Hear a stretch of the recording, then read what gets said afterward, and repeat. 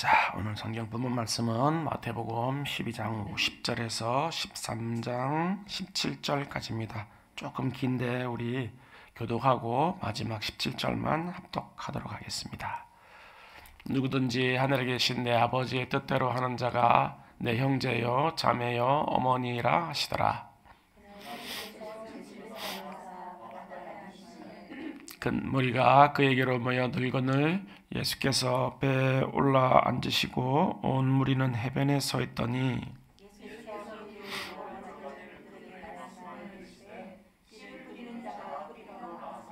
뿌릴새 더러는 길가에 떨어짐에 새들이 와서 먹어버렸고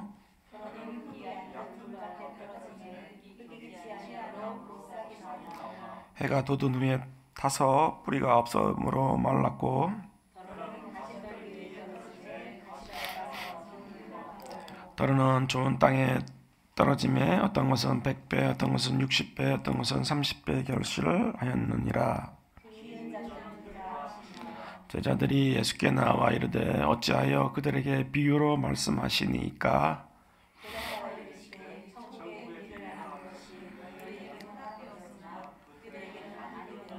무릇 있는 자는 받아 넉넉하게 되되 없는 자는 그 있는 것도 빼앗기리라.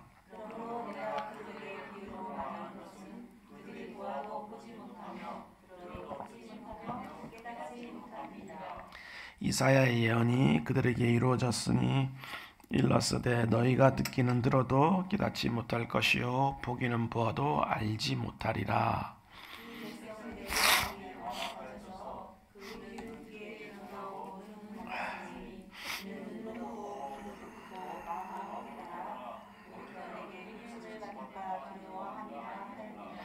그러나 너희 눈은 봄으로 너희 귀는 들음으로 복이 있도다. 내가 진실로 너희에게 이르노니 많은 선지자와 의인이 너희 보는 것들을 보고자 하여도 보지 못하였고 못하였습니다. 아멘. 네, 미국의 사회학자 로버트 머튼이라는 학자가 저명한 연구자가 그렇지 못한 연구자에 비해서 더 많은 지원금이나 혜택을 받을 수 있기 때문에 더 나은 결과물을 내놓을 수밖에 없다. 라면서 이 현상을 마태복음 효과다 이렇게 이제 표현을 했습니다. 무릇 있는 자는 더 받아 풍족해지고 없는 자는 그 있는 것마저 빼앗기리라는 마태복음 25장 20절 말씀을 인용해서 부익부 빈익빈 현상을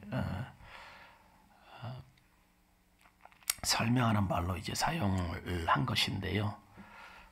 성공한 사람들은 더 많은 자원과 기회를 가지고 더 큰 성공을 거두게 되지만 반대로 자원과 기회가 부족한 사람들은 점점 더 어려운 결과를 가져오게 된다.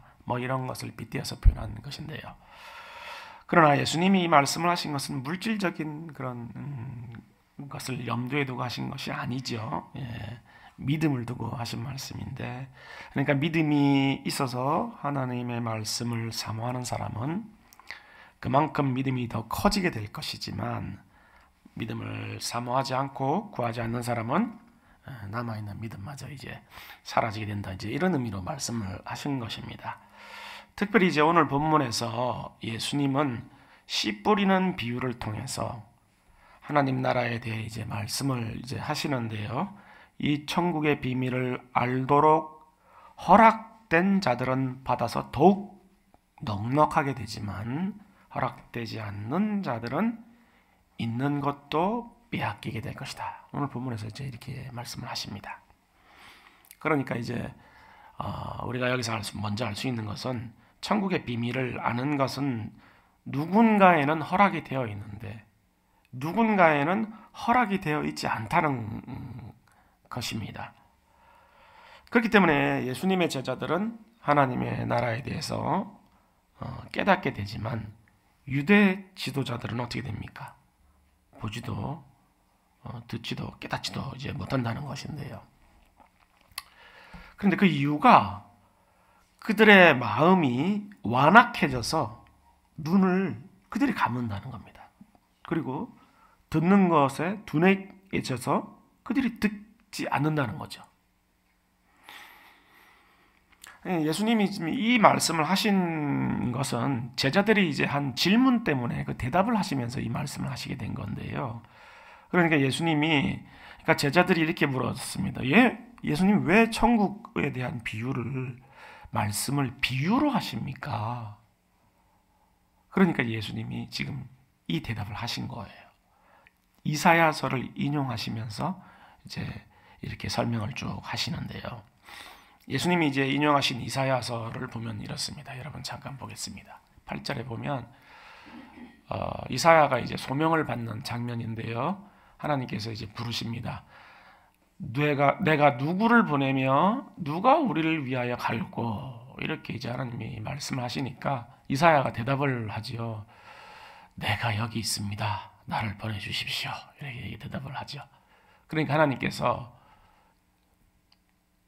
기가 막힌 소명을 주세요. 뭐라고 말씀하시냐면 너희가 듣기는 들어도 깨닫지 못하고 보기는 보아도 알지 못하리라. 이 백성이 마음을 둔하게 하여 그들의 귀가 막히고 그들의 눈이 감기게 하라. 염려하건대 그들이 깨달아 다시 돌아와서 고침을 받을까 하노라. 좀 이상하죠?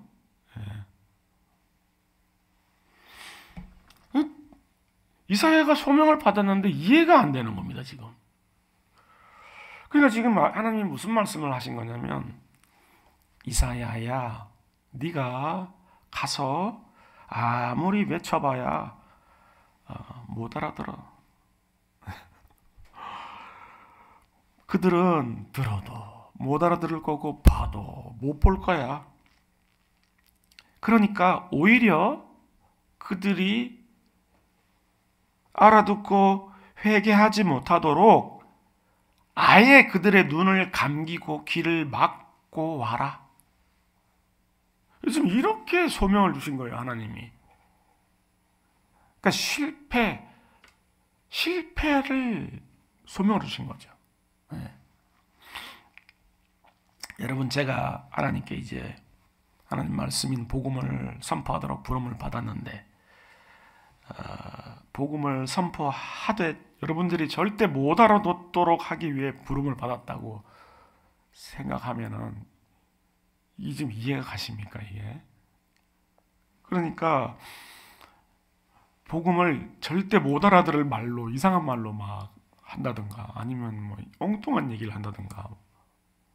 근데 그 목적이 뭐냐면 여러분들이 알아듣고 돌이켜서 회개할까봐 엉뚱한 얘기를 막 하는 거예요. 막 성경 얘기도 안 하고 막 다른 얘기만 막 계속하고. 그런 소명을 받은 거라면 이상하지 않겠습니까? 당연히 이상하죠. 저도 이상한 거고 여러분도 이상한 거고. 그런데 아니 뭐 돌이킬 것이 염려가 된다면 차라리 말씀을 선포를 안 하는 게 맞지 않겠습니까? 그죠? 예. 말씀을 선포하도록 종은 보내셨는데 못 알아듣게 하라. 그러니까 이게 지금 이해가 안 가는 겁니다. 예. 이제 우리가 이 사실을, 이 이사야의 소명을 받은 장면을 지금 오늘 예수님이 본문에서 인용을 하고 계신데, 그러면 이 이사야에게 주신 이 소명을 먼저 이해를 해야 돼요. 예수님이 무슨 어떤 맥락에서 말씀을 하셨는지를 이해를 하기 위해서는. 그러니까 이제 마태가 이 복음서를 쓰고 있는 가장 중요한 목적이 왜 예수가 메시아인가를 설명하는 목적입니다. 그러니까 마태가 마태복음을 기록하는 목적이 예수님이 사람이 아니고 하나님이시다, 메시아시다라는 걸 증명하기 위해서, 가르치기 위해서 마태복음을 썼어요. 목적이 그거예요. 그러니까 지금 예수님이 오신 예수님 모습이 이스라엘이 기대하는 심판주의 모습이 아니잖아요. 그렇죠? 그러니까 십자가를 지러 오신 어린 양의 모습이니까 왜 그런 모습으로 와야 되는지를 지금 마태는 설명을 하고 있는 겁니다. 그 민족에게. 그 민족은 받아들이질 않잖아요. 뭐야? 이런 사람이 우리 메시아라고? 아유.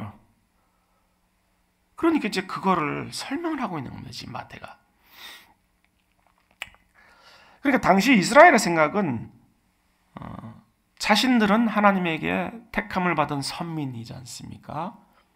하나님 나라의 백성이죠. 그리고 자기들이 살고 있는 그 가나안 땅은 하나님 나라의 영토입니다. 자, 이제 뭐가 있으면 되죠? 지도자만 있으면 돼요. 그죠? 백성이 있고 영토가 있고 메시아만 있으면 되는 거죠. 그러니까 그 메시아가 오기만 하면 하나님 나라가 완성이 된다고 생각을 하는 겁니다. 자기네 나라만 하나님 나라라고 생각한 거예요. 그 사람들은. 그런데 그러다 보니까 자기네 나라를 다스리고 통치할 그냥 연약한 왕을 기대했겠습니까? 아니면 강력한 왕을 기대했겠습니까? 당연한 거겠죠. 아주 강력한 힘을 가진 능력을 가진 그런 지도자, 그런 이제 왕을 메시아를 기대한 거죠.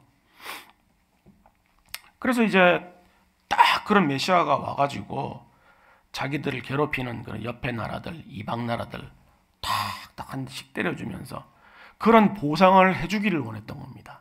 왜요? 자기들은 하나님이 선택한 하나님 나라의 선민이니까 마땅히 그런 보상이 주어져야 된다고 생각한 거죠. 근데 뭐 메시아라고 왔는데 보니까 어디서 뭐 태어날 데도 없어서 말 구유에서 막 태어나고 막간에서 태어났는데 보니까 뭐 목수예요. 공부도 뭐 하나도 한 것도 없고 뭐 목수인데 또 뭐 이렇게 왔는데 아무 뭐 배경도 없고 인맥도 없고 뭐 아무것도 없는데 메시아라 그러는 거예요. 청년인데 또. 그러니까 도저히 이게 받아들일 수가 없는 겁니다. 야, 이런 메시아는 우리는 필요 없어요. 이렇게 된 거죠, 지금. 그러나 예수님은 이스라엘 민족만을 하나님의 나라로 여기신 것이 아니라 하나님의 말씀에 순종하는, 그래서 하나님을 주인으로 모신 사람들로 구성된 하나님 나라의 백성, 그것을 하나님의 나라로 여기시는 겁니다. 그러니까 예수님은 지금 이 땅에 오신 것이 그 백성들을 부르러 오신 거예요. 그 나라의 백성들을 초청하러 오신 거죠. 초청. 심판은 언제입니까? 나중에 다시 오실 때. 지금 오신 것은, 먼저 오신 것은 초청하러 오신 거예요. 그 초청하러 오신 분이 권세와 능력과 힘 이런 걸 가지고 와, 안 와? 이건 초청이 아니잖아요. 초청을 하러 오셨기 때문에 권유와 설득과 인내를 가지고 오신 겁니다. 예수님 지금 오신 이유는 그러니까 그런 모습으로 오신 거예요. 그거가 이해가 안 되는 거죠. 지금 이스라엘은.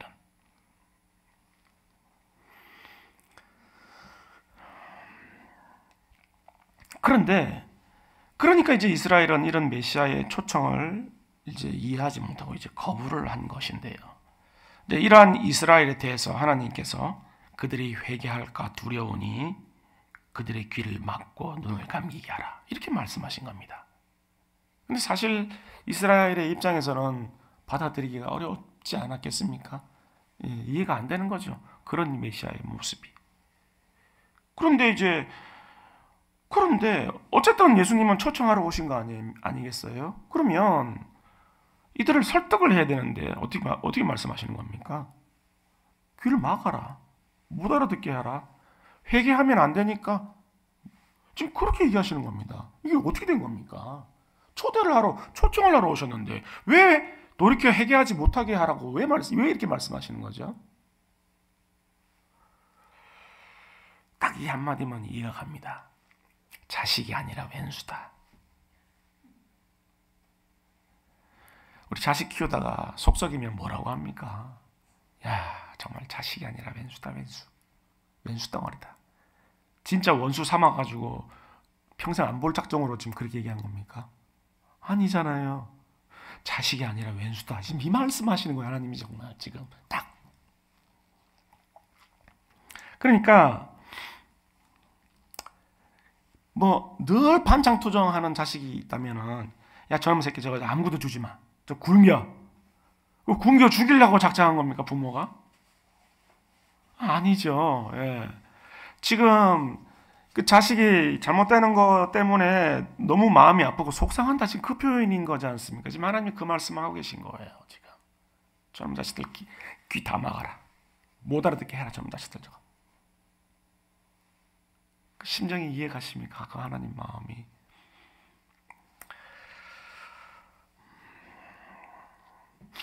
하나님께서 예수 그리스도를 하나님 나라 백성을 부르기 위해서 메시아로 보냈는데 그걸 못 알아듣고 계속 딴소리를 하고 거부를 하고 하니까 그 비통한 심정을 우리의 눈높이에서 표현하신 겁니다. 그 말씀, 이 말씀이. 예.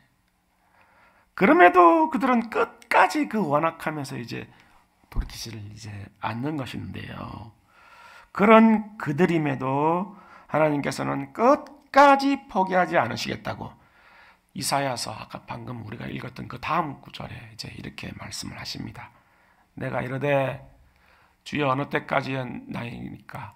그러니까 언제까지 이 사람들의 귀를 막아야 됩니까? 못 알아듣게 해야 됩니까? 그러니까 하나님께서 성읍들이 황폐하여 주민이 없으며 가옥들에는 사람이 없고 토지가 황폐하게 되며 여호와께서 사람들을 멀리 옮기셔서 이 땅 가운데 황폐한 곳이 많을 때까지다. 그러니까 다 이들이 이 바벨론으로 포로로 가고 난 다음에 이쪽이 그냥 황폐하게 될 때까지라는 거예요, 지금. 그러니까 안 돌이키는 거예요. 끝까지. 그 중에 10분의 1이 아직 남아 있을지라도 이것이 황폐하게 될 것이나 밤나무와 상수리나무가 배임을 당하여도 그 거루터기가 남아 있는 것 같이 거룩한 씨가 이 땅에 거루트기니라. 자, 이 말씀이 뭐냐면 얘들이 끝까지 깨닫지 못하고 예수님을 받아들이지 않고 돌이키지 않는다면 결국 이방의 포로가 되어서 다 쫓겨가고 뽑혀지겠지만 나무를 자르면 그루터기가 남아있지 않습니까? 그런 것처럼 그 말씀을 깨달아서 순종하는 그 남은 몇 사람, 그 사람들을 데리고 내가 다시 회복과 부흥의 씨앗을 심을 것이다. 지금 그 말씀을 하시는 거예요. 끝까지 포기하지 않겠다. 너희들이 다 나를 버려도 단 한두 사람이 남아서 그리스도를 메시아로 받아들이고 하나님 말씀대로 살겠다고 하는 사람이 있다면 그 한두 사람 데리고서라도 나는 다시 살리겠다. 지금 그 얘기를 하시는 겁니다. 지금. 바로 여기서 회복과 부흥의 씨앗을 내가 하나님이 심으시겠다 하는 바로 이 말씀, 이 씨앗을 통해서 예수님은 오늘 씨 뿌리는 비유를 하시는 거예요.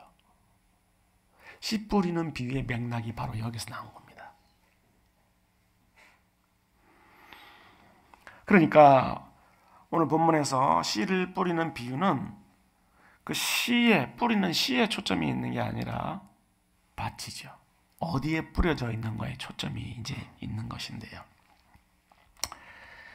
자, 우리 여러분 너무너무 잘 아는 많이 읽었던 구절 아니겠습니까? 맨 처음에 어디에 뿌려지죠?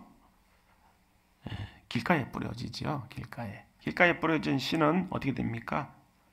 길은 딱딱하니까 전혀 뿌리를 못 내리죠. 전혀 뿌리를 못 내리니까 어떻게 되죠? 복음을 들어도 그냥 교훈적 좋은 말씀, 교양 강좌 과목 중에 하나인 거예요. 복음이 교양 강좌 또는 이거는 그럼 교양 강좌는 뭡니까? 이게 나한테 유익이 된다 그러면 받아들이지만 유익이 안 되면 어떻게 되는 겁니까? 좋은 말 들었네. 감사 그리고 가는 거 아니겠습니까? 우리 뭐 그렇게 그 정도로 보는 거지. 이거를 뭐 내 삶 전체를 바꾸겠다 이런 거 그렇게 안 듣잖아요. 교양 강좌를. 그런 것처럼 길가에 뿌려진 씨는 이 씨가 전혀 뿌리를 내리지 못하기 때문에 복음을 들어도 그냥 교훈 정도, 좋은 말 정도, 그리고 내가 나한테 안 맞는다 싶으면 이제 거부하는 정도, 이제 이런 상태를 얘기합니다. 그러니까 뭐 예배를 드려도 뭐 어떤 다른 이유 때문에 이제 예배를 나온 거고, 전혀 뭐 하나님 앞에 살아계신 하나님의 그 하나님의 위엄 앞에서 우리가 드리는 예배가 아니라 그냥 좋은 말 듣는 설교, 좋은 말 듣는 정도, 뭐 그런 목적인 거죠. 또 다른 씨는 이제 어디에 떨어집니까? 흙이 아주 얇게 깔려 있는 돌국에 이제 그 위에 떨어진다는 겁니다. 근데 이제 흙이 얇으니까 뿌리는 살짝 들어가기는 하지만, 그러니까 싹이 나오겠죠. 싹이 나오기는 합니다. 싹이 나오는데 뿌리가 이제 뭐 거의 없다 보니까 금방 말라서 비틀어져 버리는 거죠. 그러니까 싹이 났다는 거는 뭐냐면 말씀을 들었을 때 때로는 기쁨이 있다는 거예요. 와, 그렇구나. 와, 하나님 말씀 놀랍다. 때로는 기쁨이 있어요. 그런데 어떻게 된다는 거죠? 뿌리가 없기 때문에 상황이 좀 어려워지거나 또는 다른 이유가 생기면 곧 넘어진다는 거죠. 그냥 기쁜 정도로 거기서 끝. 왜? 이게 전혀 내 삶에 도움이 안 되는구나. 이 말씀이, 하나님을 믿는 신앙이 내 삶에 아무런 도움도 안 되고 아무런 유익이 없구나. 오히려 어려워졌네, 상황이. 그럼 누가 이걸 붙들겠습니까? 금방 이제 넘어지는 거죠. 예. 대부분 이 경우에 이제 해당이 돼요, 우리가.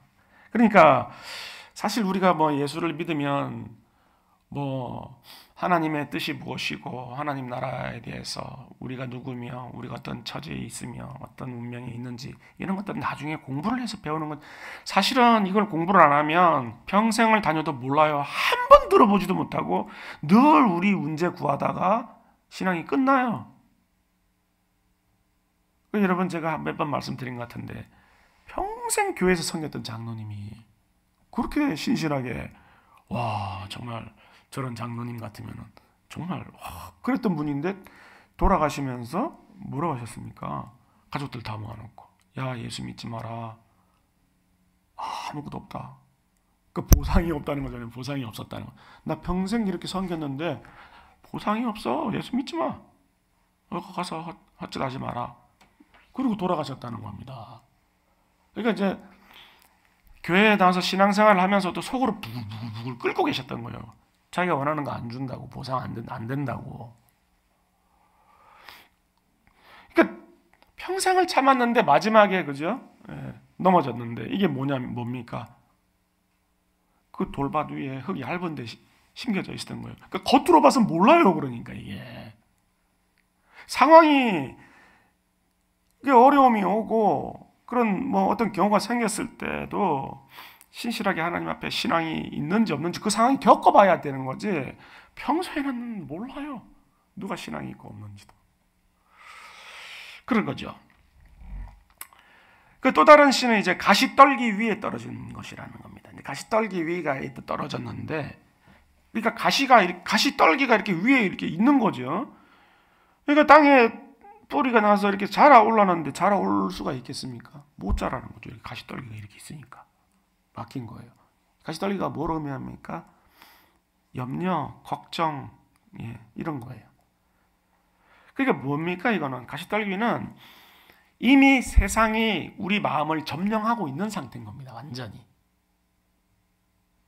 그러다 보니까 말씀이 이제 뿌리가 들어가가지고 뿌리를 깊게 내릴 여지가 없는 거죠, 아예. 그런데 이제 어떤 씨는 어떻게 된다는 거죠? 30배, 60배, 100배의 결실을 맺게 되는 옥토에 이제 떨어지게 된다는 겁니다. 그 땅은, 여러분, 땅을 이제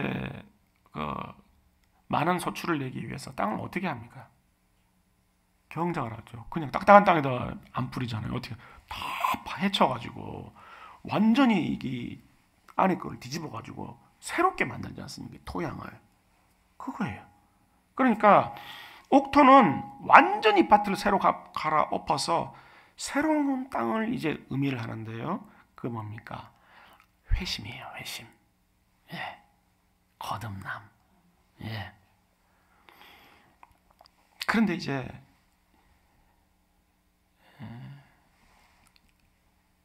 어떻게 됐다는 거죠? 모든 이스라엘이 다 듣지 못하고 기머리거리가 되고 보지 못하는 그런 장님이 이제 돼버리고 만 것이죠.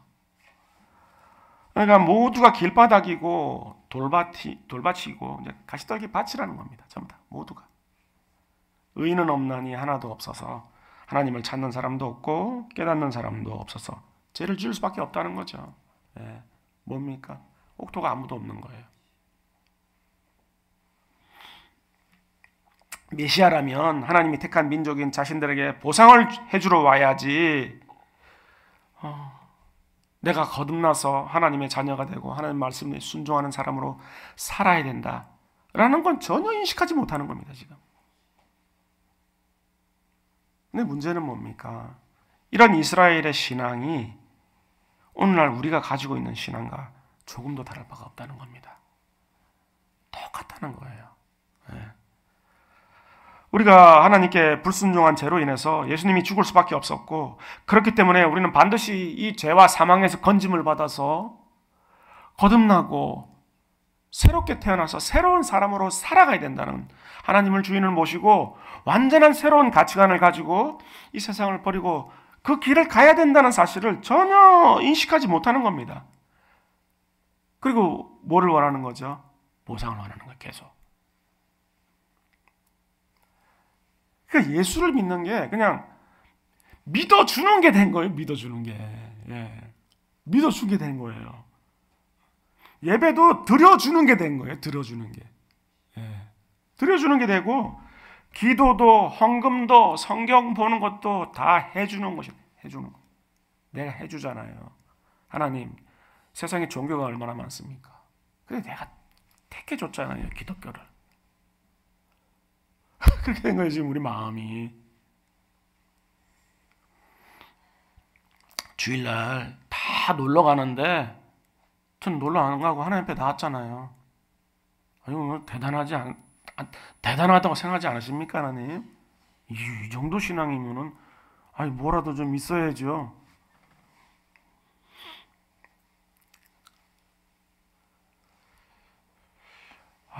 우리 자식들 키우면은 정말 모든 걸 희생하고, 그렇죠? 예, 모든 걸 희생하고 돈 하나도 없어도 빚내가지고라도 하겠다면 가르치려고 그러고 그렇게 먹이고 입히고 가르쳤는데 뭐라고 하죠? 이번에 1등하면 용돈 올려줘. 예, 공부해주는 거죠. 예, 공부해주는 게 이제 유세죠. 유세. 이번에 성적 10등 올라가면은 용돈 100만 원. 100만 원? 좀 깎아주면 안 되겠니? 형편이 그렇잖아. 형편이 그렇다는 걸 얘기하면 또 걱정할까봐. 너무 세다. 좀만 깎아줘라. 아, 그래 90. 1년에 90이지? 아, 이러면서 뭡니까? 공부하는 게 유세잖아요. 유세. 엄마 아빠가 어떻게 지를 키우고 있는지를 전혀 모르고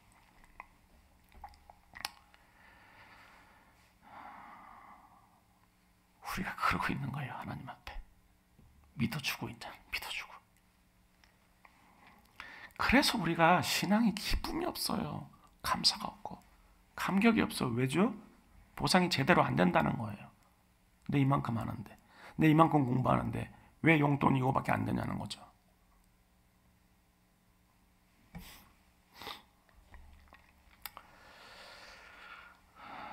그렇게 우리는 하나님이 누구이신지, 우리는 누구인지, 우리가 처한 운명이 도대체 무엇인지에 대한 관심 전혀 없고 온통 이 땅에 어떤 보상이 주어질 것인가, 내가 기대하는 게 과연 내가 원하는 것이 내 손에 쥐어질 것인가 아닌가, 거기에만 관심이 있는 이스라엘과 전혀 다를 바가 없다는 겁니다.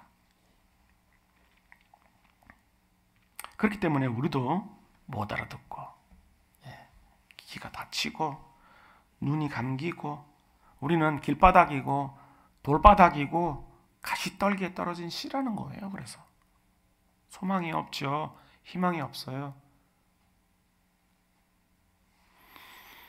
누가 하나님의 뜻에 관심이 있습니까? 누가 하나님의 사랑에 대해서 정말 일말의 마음이 쓰여서 그 마음을 헤아리려고 하냐고요. 그렇습니다. 우리는 진리가 무엇인지도 모르고 하나님이 누구신지 우리가 누군지도 모르고 그런 늘 현실적이고 물리적인 복들만을 구하면서 살아갈 수밖에 없는 그런 운명인 거죠. 그냥 못 알아들어요. 우리는 아무리 외쳐도 이사야가 네가 가서 아무리 외쳐도 소용없다. 못 알아듣는다. 사람들은 못 알아들을 거야. 하나님 복장을 치고 계신 거예요. 지금 차라리 길 다 닫아버려라. 가서 혹시 애들 알아듣고 돌이켜 회개하면 큰일 난다. 그냥 길 다 닫아버려라.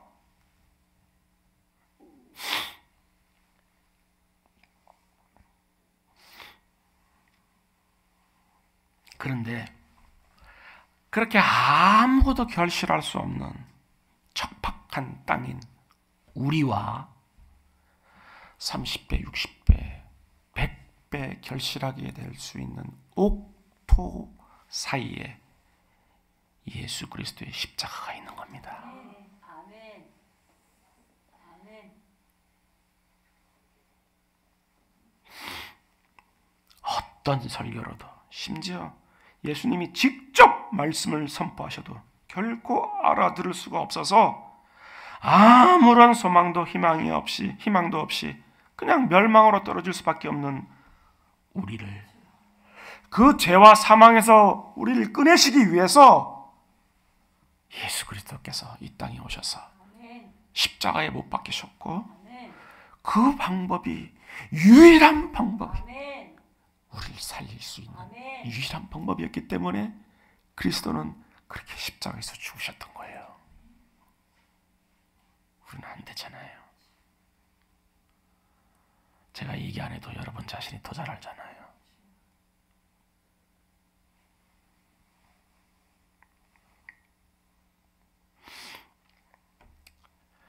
그렇기 때문에 죄와 사망에서 건진받은 너희들은 이제 세상을 따라가지 말고 자기 십자가를 지고 나를 따라오렴 그렇게 말씀하시는 겁니다. 거기가 생명의 길이니까. 그 길을 따르는 것이 굳을 대로 굳은 우리의 심령을 새로 갈아엎고 옥토가 되는 유일한 길인 것입니다. 그렇게 우리의 심령이 옥토가 되면 심겨진 하나님의 거룩과 영생과 영광과 그 은혜의 씨앗이 30배, 60배, 100배가 아니라 3000배, 30,000배, 100만 배가 되는 거예요. 그런 결실을 맺게 되는 거예요. 지난주에 우리나라가 우리나라 온 나라가 큰 충격과 그런 어려움을 이제 겪었고 또 그런 가운데 이제 있는데요. 제가 이런 생각이 들더라고요. 이 조그만 나라가 정말 온 세상을 보면 정말 많은 나라가 동방의 동쪽 끝에 있는 이 조그만 나라가 연약한 나라가 5,000년 동안 어떻게 사라지지 않고 지금까지 존재하고 있을 수 있는가? 수많은 나라들이, 수많은 민족들이 있다가 사라지고 있는데 어떻게 우리나라는 지금까지 존재하고 있을 수 있나 하는 생각이 들었어요. 우리가 잘했을까요? 하나님이 지켜주셨죠. 수많은 역경과 고난과 말도 다 못할 많은 전쟁과 식민지 생활과 그 모든 것들을 그 가운데서도 하나님께서는 우리나라를 지켜주셨습니다.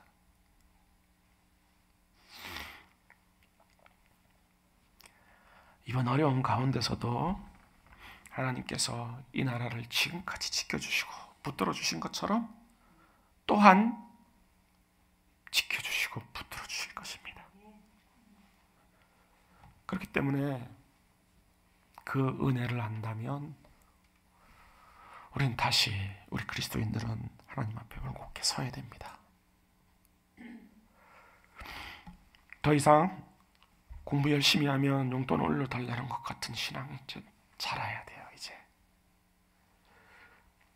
그리고 우리는 하나님의 자녀가 되고 죄와 싸울 수 있게 되었고 의와 진리와 거룩함으로 지으심을 받은 새 사람이 된 것이 우리가 받을 수 있는 최상의 보상을 받았다는 것을 우리는 분명히 기억해야 합니다. 여러분들은 다 받으셨어요. 다른 것들은 그냥 상 밑에 떨어진 부스러기예요. 우리가 세상에서 구하는 것들은 다 부스러기예요. 바로 이 일을 위해서 우리 구주 그리스도께서 오셨고 십자가에 못 박혀 죽으셨던 겁니다. 그렇게 우리가 새 사람이 되고 옥토가 될 때 하나님께서 기뻐하시는 풍성한 열매를 맺게 될 것이고 우리의 인생은 너무나도 아름답고 복된 인생으로 변하게 될 것입니다. 그리고 그렇게 그리스도인들 한 사람 한 사람이 하나님 앞에 다시 올곧게 쓸 때 이 나라도 다시금 하나님께 긍휼과 자비를 덧입게 될 것입니다. 이 시간 모든 조건과 환경과 상황을 뛰어넘는 하나님의 긍휼과 자비가 여러분들 모두 위에 그리고 이 나라와 민족 위에 덧입게 되기를 주님의 이름으로 간절히 축원하겠습니다.